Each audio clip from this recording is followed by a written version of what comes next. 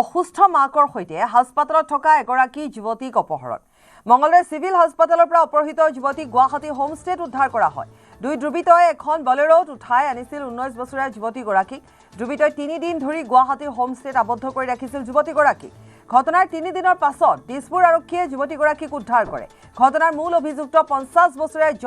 জয়নাল আবেদিনক গ্ৰেপ্তাৰ কৰিছে আৰক্ষীয়ে 3 দিন ধৰি যুৱতীগৰাকীক আবদ্ধ কৰে যৌন নিৰ্যাতন চলোৱাৰ অভিযোগ উত্থাপিত হৈছে 10 আগষ্টত মঙ্গলবাৰে সিভিলৰ পৰা অপহৰণ কৰিছিল যুৱতীগৰাকীক অপহৰণকাৰী পৰিচয় উদ্ধাৰৰ বাবে মূল অভিযুক্ত জয়নাল আবেদিনক মাৰাথন জেৰা চলাই আছে আৰক্ষীয়ে ঘটনা সন্দৰ্ভত দিছপুৰ আৰক্ষীক সহযোগ কৰিছে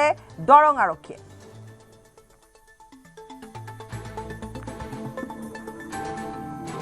আৰু পুনৰ এবাৰ আমি এই ঘটনাৰ সবিশেষ জনাব বিচাৰিছো এক্সক্লুসিভ খবৰ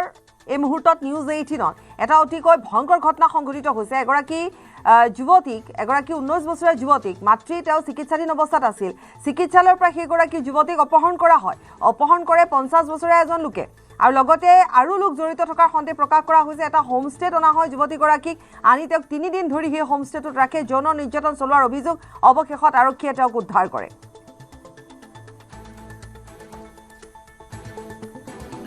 তিনি দিনৰ মূৰত যুৱতীগৰাকীক উদ্ধাৰ কৰা হৈছে এটা হোমষ্টেৰ পৰা উদ্ধাৰ কৰা হৈছে বৰ্তমান গুৱাহাটী আৰক্ষীক মঙ্গলবাৰে আৰক্ষীয়ে সহায় কৰি আছে আৰু এই গোটেই ঘটনাৰ তদন্ত অব্যাহত ৰাখিছে জয়নাল আবেদিনক ইতিমধ্যে গ্ৰেপ্তাৰ কৰিছে আৰক্ষীয়ে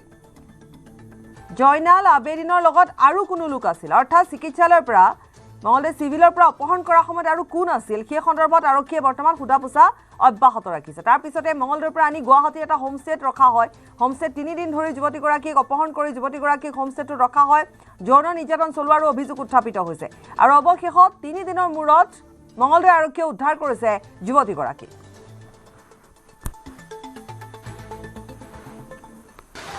নিশ্চয় ইতিমধ্যে আমি নিউজ 18 অসম নৰ্থ ইষ্টৰ দৰ্শকসকলক সেই ডাঙৰ খবৰটো দিছোঁ যে 10 আগষ্টৰ দিনা যিদৰে মঙ্গলদৈৰ পৰা এগৰাকী 19 বছৰীয়া যুৱতীক অপহৰণ কৰি আনি যোৰাবাটত এটা চক্ৰই আন এটা চক্ৰক গটোৱাৰ তথ্য যিদৰে আৰক্ষীয়ে অনুসন্ধানত তথ্য লাভ কৰিছে আৰু সঁচাকৈ খুব ভয়ংকৰ আৰু গোটেই বিষয়টোৱে চিন্তনীয় কাৰণ গুৱাহাটী মহানগৰীত আহি এগৰাকী যুৱতীক 50 বছৰীয়া এজন লোকে যিদৰে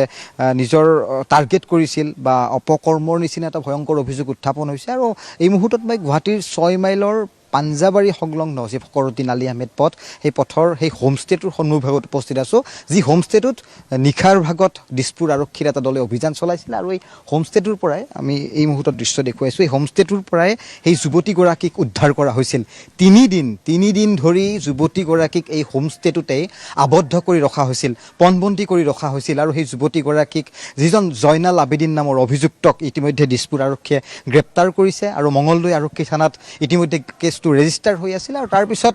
যিখিনি তথ্য প্ৰাথমিক তথ্যত যিখিনি তথ্য প্ৰকাশ পাইছে সেয়া হৈছে যে দুজন দুৰ্বৃত্তই বলেৰত বলপূৰ্বকভাৱে উঠাইছে যুৱতীগৰাকীক মঙ্গলদৈৰ সিভিল হাস্পাতালৰ পৰা নি যোৰাবাটত আন এটা চক্ৰক গতাইছে গোটেই বিষয়টো বৰ্তমান তদন্তৰ আওতাত আছে আৰু মই হোমষ্টেটোতে বৰ্তমান আহি উপস্থিত হৈছোঁ ইয়াত যদি কোনোবা কৰ্মচাৰী আছে নিশ্চয় আমি দুই এটা কথা পাতিবলৈ আমি চেষ্টা কৰিম অকণমান বিচাৰিছোঁ প্ৰভাস সিং আছে প্ৰভাস সিং আৰু মই মুহূৰ্তত সেই হোমষ্টেটোত আহি উপস্থিত হৈছোঁ কি হৈছিল আৰু কি আহিছিল হয় হয় হয় কিমান দিন ধৰি ইয়াত আছিল বা তেওঁ 10 তাৰিখৰ পৰা আছিলে হয় আৰু কালি ৰাতি নিশা পুলিচ আহিলে আৰু তেওঁলোক নিছে জয়নাল আবেদিন ডকুমেণ্টছ গোটেই দিছিল জমা হয় দিছিল লগত ছোৱালী এজনী আছিল হয় কেনেকুৱা আচৰণ আছিল দুয়োগৰাকী মানে তেওঁতো কৈছিলে তেওঁ ৱাইফ বুলি আৰু তেওঁৰ দুগৰাকী ৱাইফ আছে খাৰুপেটীয়াত ঘৰ আৰু যিখিনি তথ্য আমি লাভ কৰিছোঁ দুগৰাকীকৈ পত্নী থকা জয়নাল আবেদিনে এইবাৰ 19 বছৰীয়া এগৰাকী যুৱতীক টাৰ্গেট কৰিছিলে সিভিল হাস্পাতাল মঙ্গলদৈৰ পৰা এখন বলেৰত কিডনেপ কৰি অনাৰ তথ্য আৰক্ষীয়ে অনুসন্ধানত তথ্য লাভ কৰিছে গতিকে দুয়োগৰাকীৰ ডকুমেণ্টছ ৰখা হৈছিল হয় ডকুমেণ্টছ ৰাখিছে হয় যুৱতীগৰাকীক অভিযোগ উত্থাপন হৈছে মোবাইল ফোন ব্যৱহাৰ কৰিবলৈ দিয়া হোৱা নাছিল তেওঁক ইয়াত আবদ্ধ কৰি ৰাখিছিল সেইখিনিহে নাজানিম আৰু তেওঁ 10 তাৰিখে আহিছিলে আৰু কালি পুলিচে ৰিখা আহি লৈ গ'ল কেইটামান বজাত আহিছিল 1মান বজাত আহিছে হয় ভয়ংকৰ তথ্য গুৱাহাটীৰ হোমষ্টেত এই ধৰণৰ এটা পণবন্দী কৰি ৰখা এটা যুৱতীক